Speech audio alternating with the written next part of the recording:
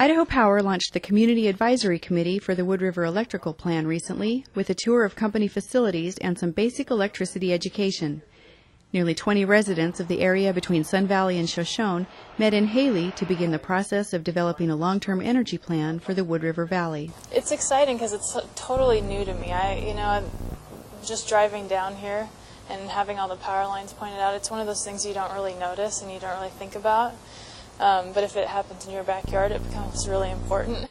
After a brief introduction and orientation, the majority of the day was spent on a bus tour, with binders full of information and PowerPoint presentations. Voltage is a measure of pressure, like water pressure in a hose. That's one of the electricity basics that CAC members are learning in this mobile classroom on their way to visit Idaho Power facilities. The group stopped first at the Fossil Gulch Wind Farm near Hagerman. One turbine was shut down temporarily so members could go inside and get better acquainted with how they're operated. Between stops, project leader Kent McCarthy went through PowerPoint slides, explained how electricity works, answered questions, and pointed out various power lines and other equipment along the way.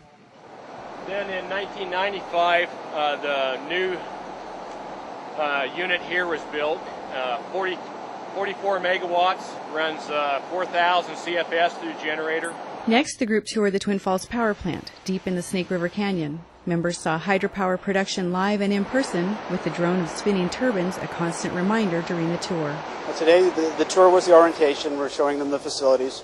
We're going to continue on next month with more education, teach them about more substations and transmission lines and demand-side management, rates and regulatory issues. And then we'll continue on with some issues in the third month that we'll start talking about design issues, some options that they can look at for the Wood River Valley. And then they'll start helping us make the decisions how we're going to lay out the system for the Wood River Valley, with the whole process ending in June. One member of this community advisory group also participated in a similar effort many years ago. While the project eventually was successful, the current approach is more amenable to these community representatives. What I like particularly about this approach this time, which was different than the last time, was that there's been a concentrated effort on the part of Idaho Power to reach out to members of the community, to involve them, to get their input. And I'm assuming that we're not just going to be cannon fodder for a later stage of the process and get thrown to the wolves if the public doesn't like what we recommend. But it seems to me that this is the proper way to go about it. And we didn't get to see all of this the last time around. Nobody took us and showed us that there's more to electricity than turning on the light switch on the wall.